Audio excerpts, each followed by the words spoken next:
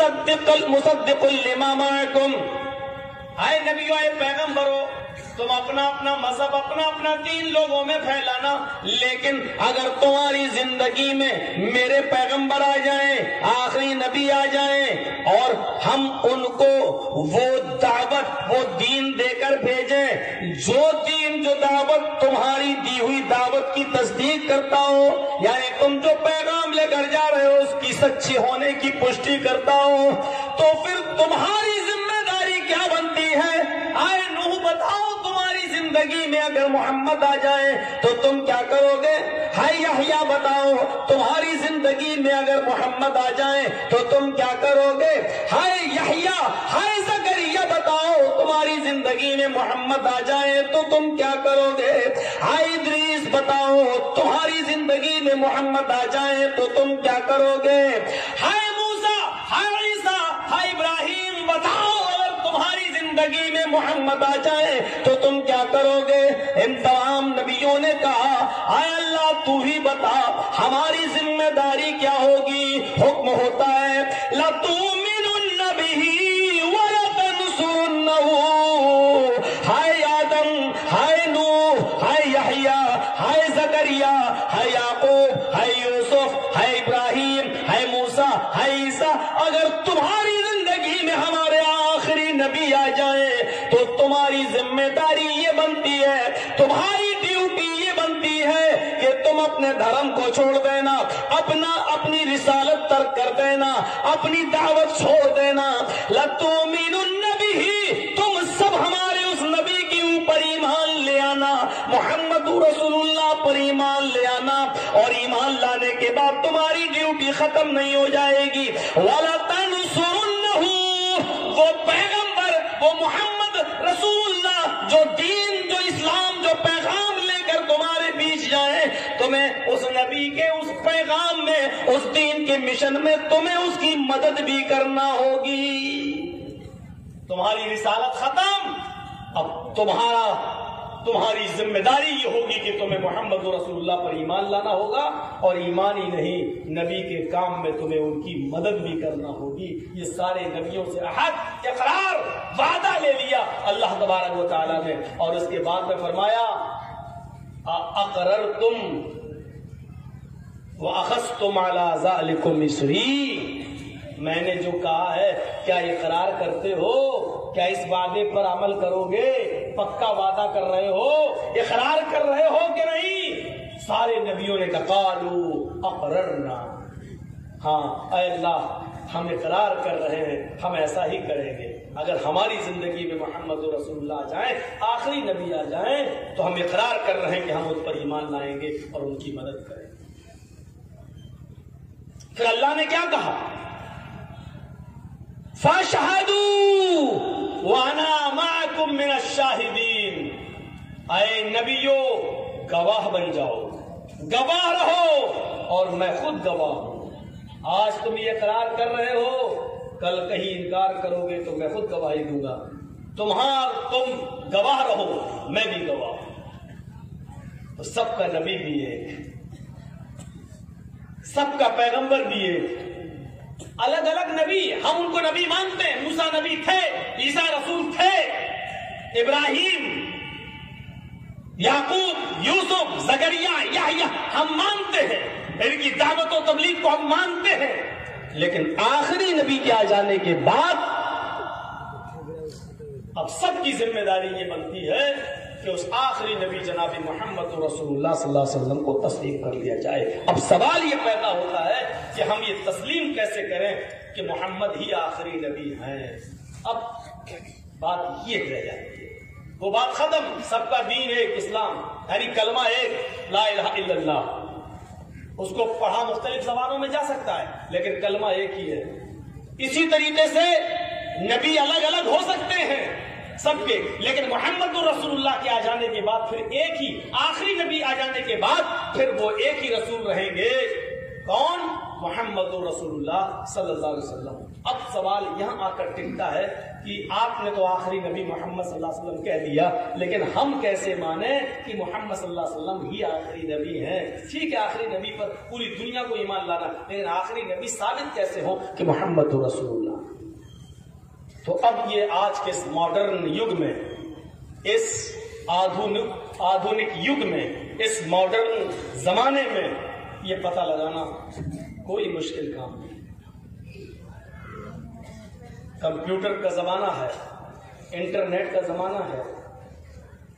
अब मौलाना जगजीत साहब को अपनी किताबें अटैची में भर के चलना नहीं पड़ता है। अब तो एक सॉफ्टवेयर डाउनलोड करो और 50,000 1 लाख किताबें अपने मोबाइल के अंदर उस सॉफ्टवेयर के अंदर रखकर आप जहां चाहें वहां जा सकते हैं। आप इल्म इस हद तक बढ़ चुका है। और आज के जमाने में अब आप ये कहें कि आखिरी नबी को कैसे पता लगाया जाए, साबित किया जाए कि आखिरी नबी मोहम्मद सल्लल्लाहु अलैहि वसल्लम है, तो ये मैं समझता था कि दुनिया में एक धर्म ऐसा है जिसको जैन धर्म कहा जाता है, और उनको भी बड़ा गर्व था, फख्र था कि हमारे पास जो किताब है, हमारे जो शास्त्र हैं, उन शास्त्रों में किसी दूसरे नबी का नाम नहीं है, सिर्फ महावीर जी का नाम है। तो मुझे कुछ ताज्जुब होता था कि जैनियों की किताबों में मोहम्मद सल्लल्लाहु अलैहि वसल्लम का नाम है कि नहीं। बल्कि मुझे एक मौके पर उस वक्त बड़ी शर्मिंदगी हुई जब जैनियों के एक कार्यक्रम में मुझे दावत दी गई।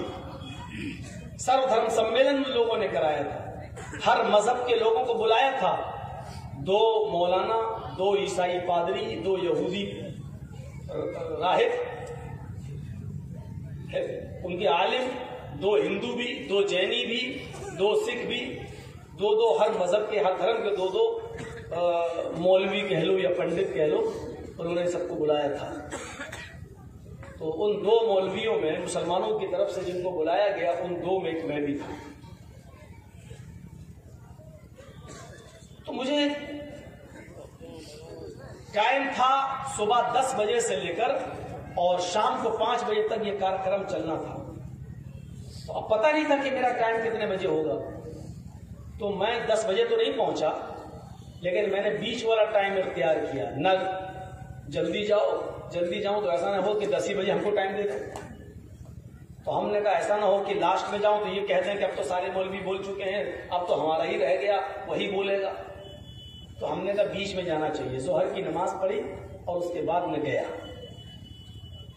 जोहर की नमाज के बाद जब गया तो पंडाल खचाखच भरा हुआ था हर धर्म के लोगों से। तो दूर से ही जब मुझे देखा तो बड़ा इज्जत के साथ उनके जैनियों के 2-3 आदमी, 4 आदमी आए और बहुत इज्जत के साथ। वो इस तरीके का वो इंतजाम नहीं होता है जो हमारे यहाँ जलसा तो बहुत बड़ा हो जाता है, लेकिन सिस्टम सही नहीं होता है। यहाँ आने जाने का रास्ता हो तो उधर भी लोग बैठ जाते हैं। बहुत से जलसों में हमने देखा इधर भी आदमी है, इधर भी आदमी, बीच का एक रास्ता बनाया आने जाने के लिए, लेकिन वो भी जब लास्ट मुकर्रर कोई बोलता है तो सिस्टम नहीं हमारे यहाँ। उलमा को लाने का रास्ता अलग हो, जाने का रास्ता अलग हो, लेडीज का अलग हो, जेंट्स का अलग हो।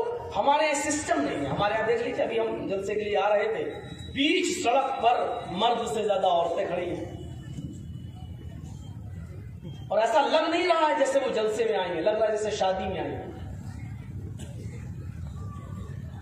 लिपस्टिक ऐसे चुपड़ी हुई है जैसे लगता है अपने आदमी का खून पी के आई है, शौहर का।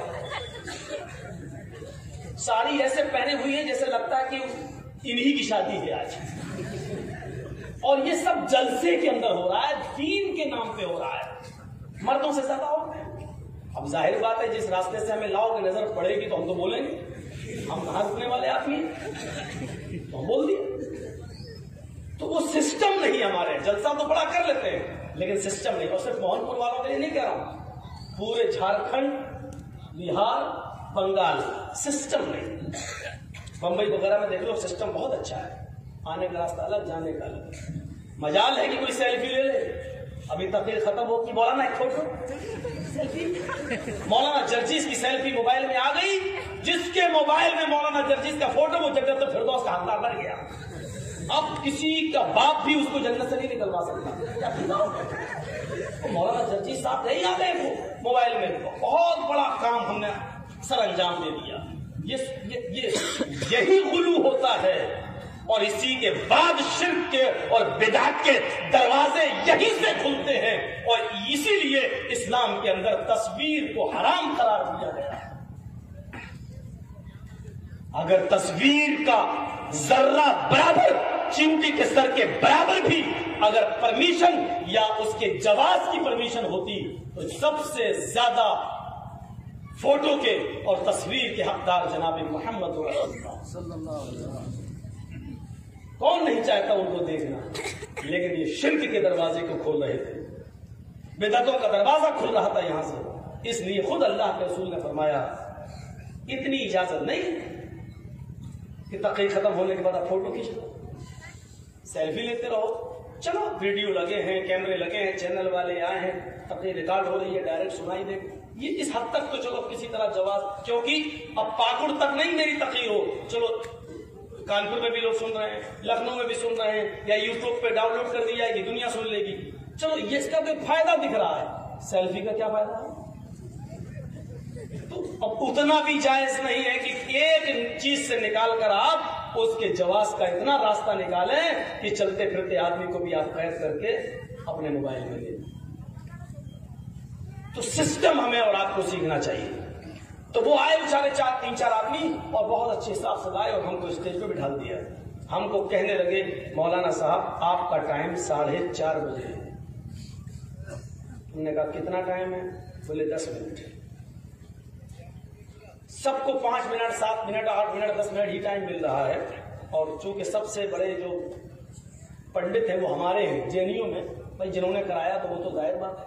तो उसके बाद 20 मिनट वो बोलेंगे, यानी 4:30 से 4:40 तक आप बोलेंगे और 4:40 से 5 बजे तक लास्ट में उनका प्रोग्राम है। मैंने कहा ठीक है, अच्छी बात है। तो अब तो स्टेज छोड़ के जाना नहीं था, अब वहीं बैठे हुए हैं। 4 बज गए, बैठे हुए हैं। जैसे ही 4 बजे वैसे उनके सबसे बड़े पंडित आए जेएनयू, और भीड़ लगी हुई है, उनके पीछे औरतें चल रही हैं और ये चले आ रहे हैं। हमने देखा ये भीड़ क्यों हो रही, पता चला कि वो उनके सबसे बड़े वाले पंडित जो हैं वो आ रहे हैं। तो नजर पड़ी तो देखा वो बिल्कुल बेचारे नंगे चले आ रहे हैं, गुरु घंटाल चले आ रहे हैं। हमने वो चले आ रहे हैं, उनके आगे आगे मर्द, उनके पीछे पीछे औरतें, बीच में वो चले आ रहे हैं। अब बार बार नजर न उठाने के बावजूद भी उठ रही थी कि देखे क्या। अब होता ना कि नई चीज कभी सामने आ जाए तो चाहे कितना नजर नीची करो, इंसान हम भी हैं। अरे क्या होता है मेरे, क्या औरतें क्यों पीछे पीछे चल रही हैं? बहरहाल ऐसे करते रहे, कभी ऐसे देखते रहे, वैसे करते रहे। और पता नहीं क्या मसला हुआ कि हमारे बगल में जो 2-3 आदमी बैठे थे, जैसे वो स्टेज पे आए वैसे उनको वो भी स्वागत करने चले गए। और उसको जब स्टेज पे लाया तो मेरे ही बगल में बिठा दिया। बैठ गए मेरे जब बगल में बैठे तो अल्लाह, अब क्या करें, कैसे करें बोलिए। और मीडिया वाले तो आप जानते ही हैं, यही मौका देखते हैं। मैंने कहा ऐसा ना हो कि कहीं अरे ये वीडियो बना लें, जब फोटो खींच लें तो, और जब डाल दें तो इसी के बगल में हम दिखें, पूरी दुनिया तो कहेगी मौलाना साहब इस नंगे के साथ क्या कर रहे थे। अजीब मतलब था कि क्या हो, लेकिन अब मजबूरी ये थी कि क्या करें, भाग भी नहीं सकते। तो थोड़ा सा पेशाब का बहाना किया, मैंने कहा अभी आ रहा हूँ, तो उठे और थोड़ा चले। कहाँ जा रहे हैं? अभी आ रहा हूँ। गए तो नहीं थे, पेशाब लग ही नहीं रहा था। गए तो थोड़ा सा एक चक्कर लगा के इधर उधर का, फिर आके हम अलग बैठ गए, सिर्फ फोटो से बचने के लिए कि इसके साथ मेरा फोटो ना खींचे। होते होते 4:30 बज गए ऐसे। अब 4:30 बजे मेरा नंबर आया। ठीक 4:30 पर। वक्त की इतनी पाबंदी थी उनके यहाँ कि 1 मिनट भी ना लेट ना 1 मिनट पहले। सिस्टम हमने सीखा उनसे बहुत। जैसे ही 4:30 पे मुझे टाइम दिया 10 मिनट का, और यह था कि 8 मिनट के बाद लाइट, लाल रंग की लाइट जला दी जाएगी सामने। इसका मतलब यह है कि 2 मिनट में अब आप अपनी बात को समेट लीजिए। ठीक समझ तो गया ही था। 1 बजे से बैठा यही देख रहा। मैंने बहरहाल तकरीर की और तौहीद के ऊपर मैं बोला कि इसमें भी तौहीद, इसमें भी तौहीद, हिंदू धर्म में भी तौहीद, जैन में भी तौहीद, सिखों में भी, ये सब बताता वो चला। और ताली बज गई हर बात। हाँ 10 मिनट में तकरीर मेरी खत्म, बैठ गया। उसके बाद वो आया, मैं बोला, उसकी तकरीर भी बहुत अच्छी थी।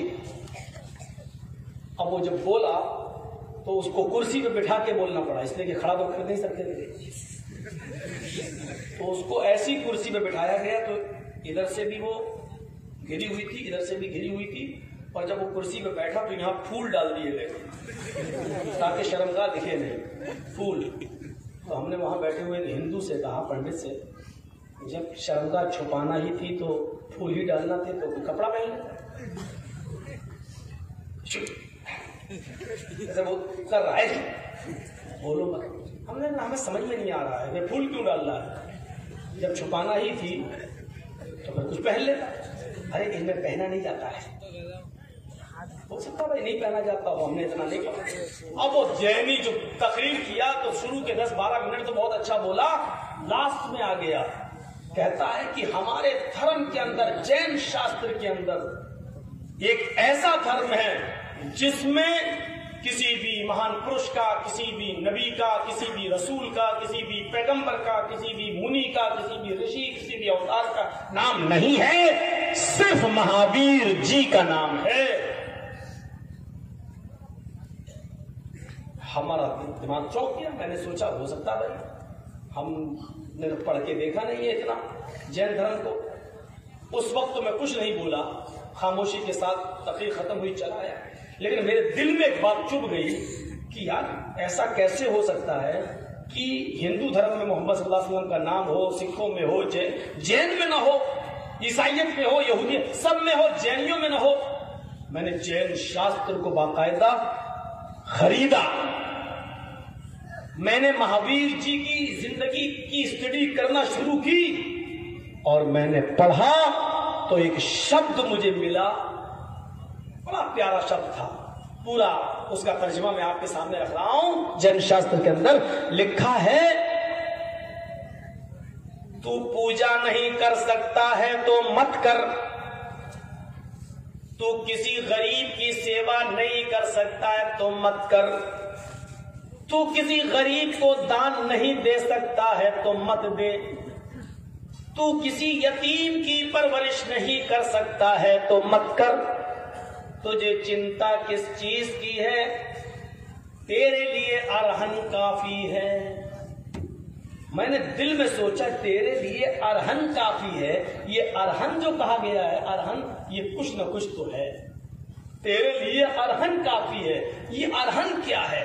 अरहन को देखने के लिए हमने एक डिक्शनरी खरीदी, 18,000 पेज पर मुश्तमिल है, 18,000 पेज पर मुश्तमिल वो डिक्शनरी, जिसका नाम है नालंद विशाल शब्द सागर।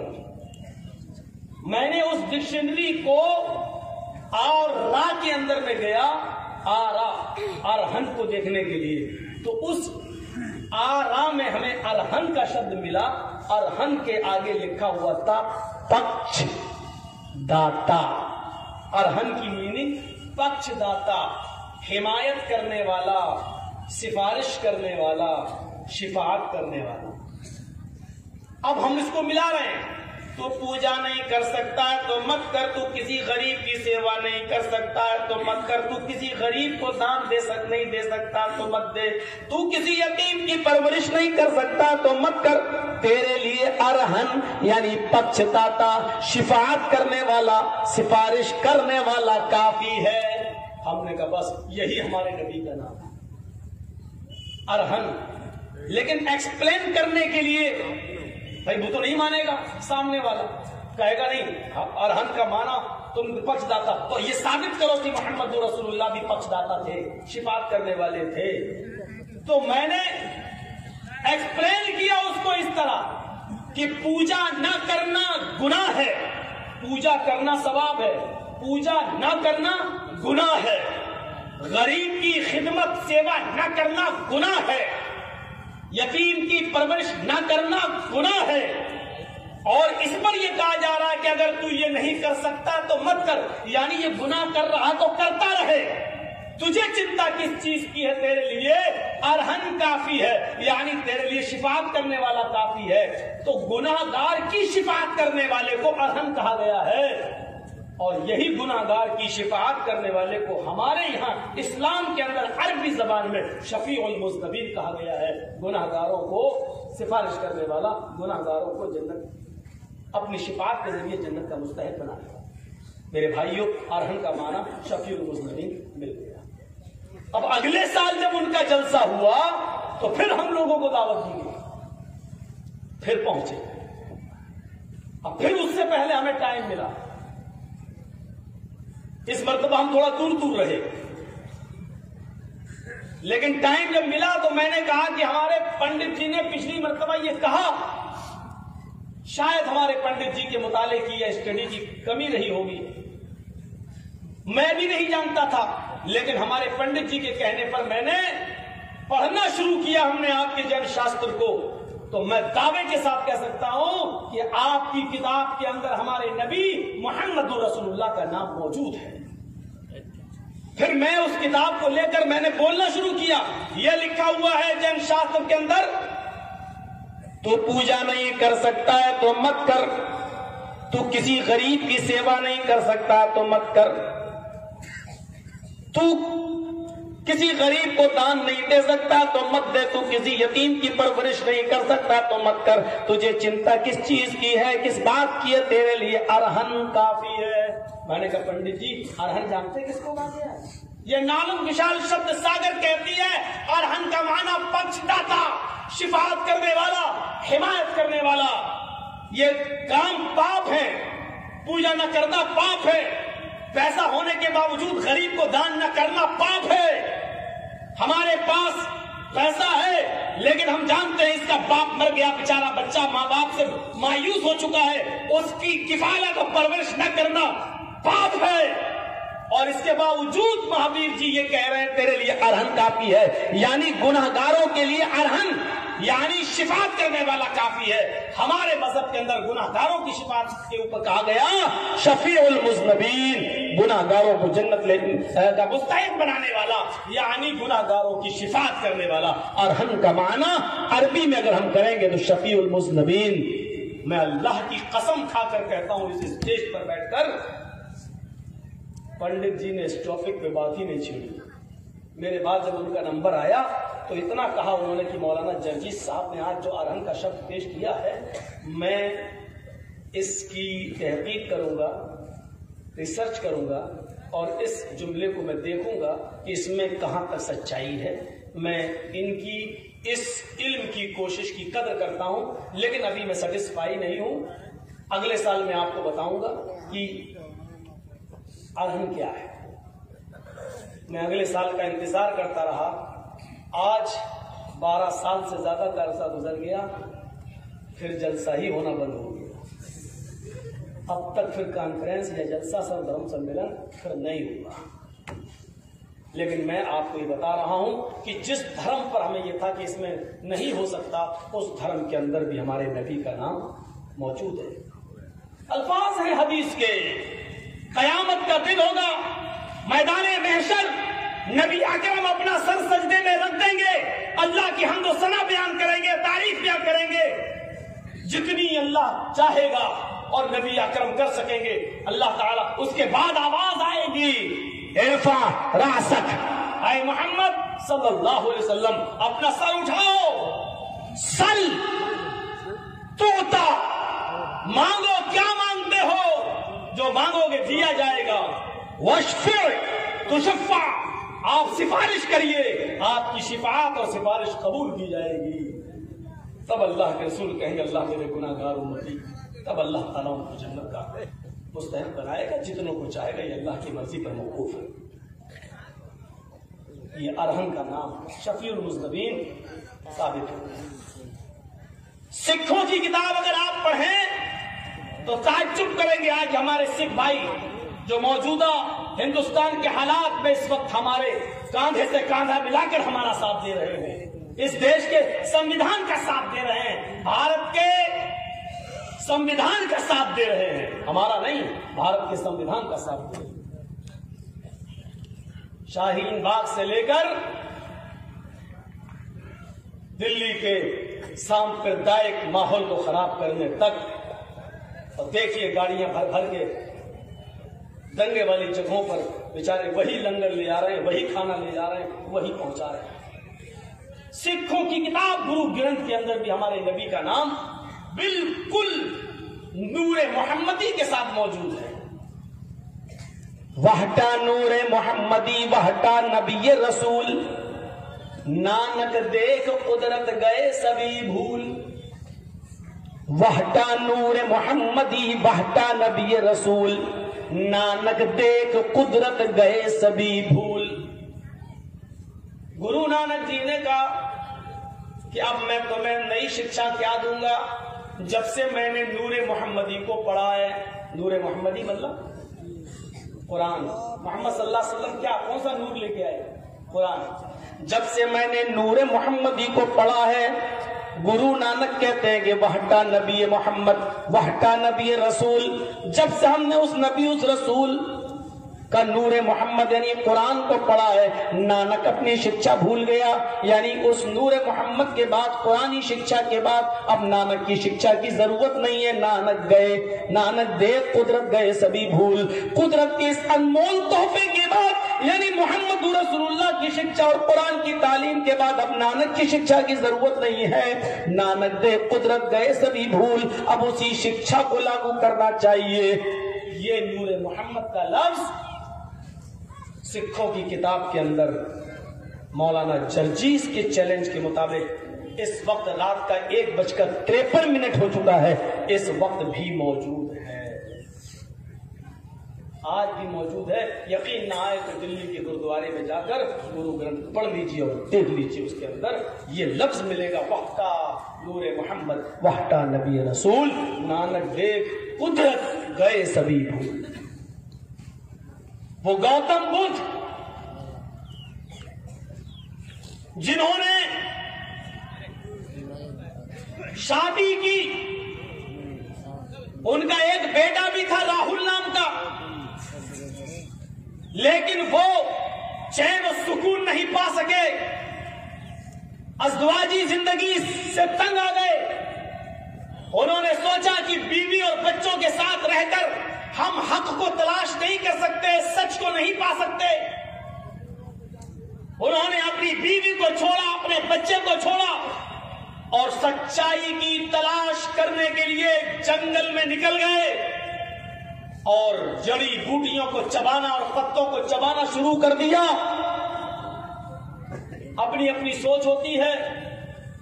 यहां मोहम्मद रसूलुल्लाह सल्लल्लाहु अलैहि वसल्लम एक शादी करते हैं, खदीजा जब तक जिंदा रही दूसरी नहीं की, खदीजा के इंतकाल के बाद फिर आपने कई शादियां की, यहां तक के हदीस की किताबों में आपकी शादियों का जिक्र 11 और 12 की तादाद तक में मिलता है। 11 भी मिलता और 12 भी मिलता है। बाज लोगों ने उसकी तदबीर का रास्ता ये निकाला कि 11 तो बीवियां थी आपकी जिनके साथ निकाह हुआ था, और जिन हदीसों में 12 का जिक्र है तो वो मारिया किप्तिया को भी जोड़ लिया गया है, जो मुक़ौक़िस मुल्क शाम के बादशाह ने 2 लड़कियां तोहफे में भेजी थी।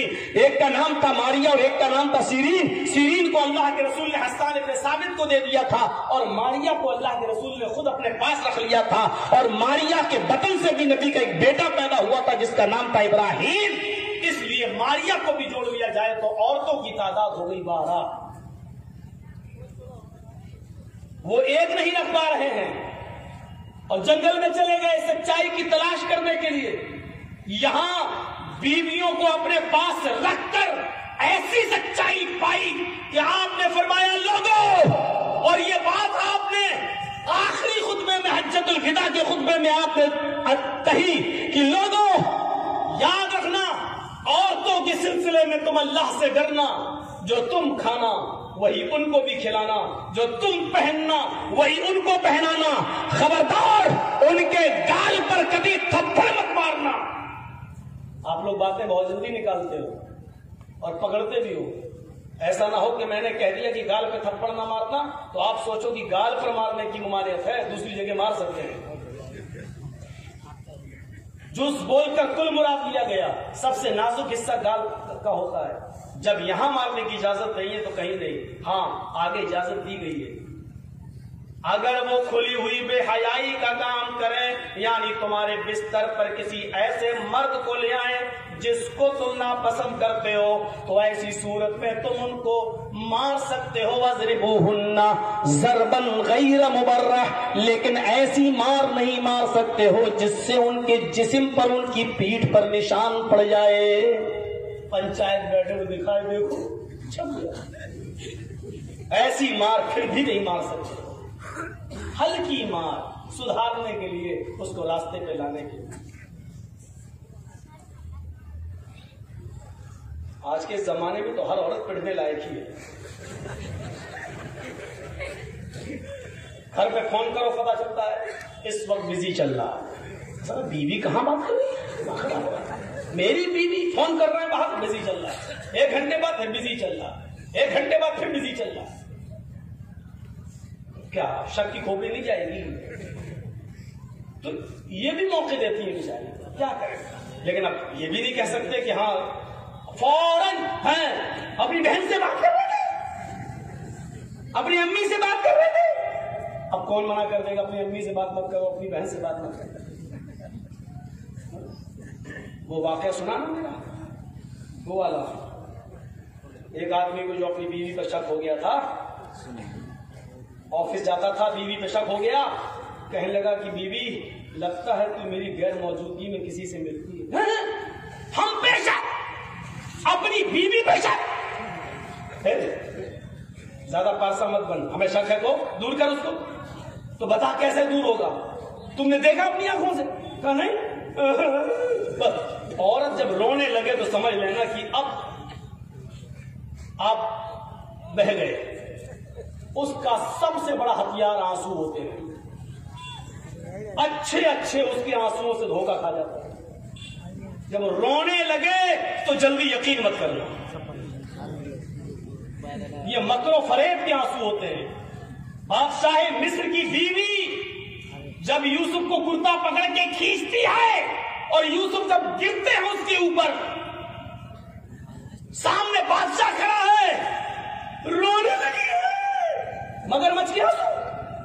आपकी बीवी पर कोई गलत नजर डाले तो उसकी सजा क्या होनी चाहिए? सिवाय जेल को भिजवा दिया यूसुफ को जेल। बहुत खतरनाक आंसू होते हैं इसके।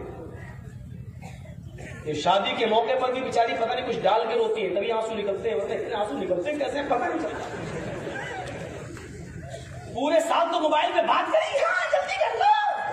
अब रो रही है, रो रही है, जब विदा हो रही तो रो रही है। और रो क्या रही है?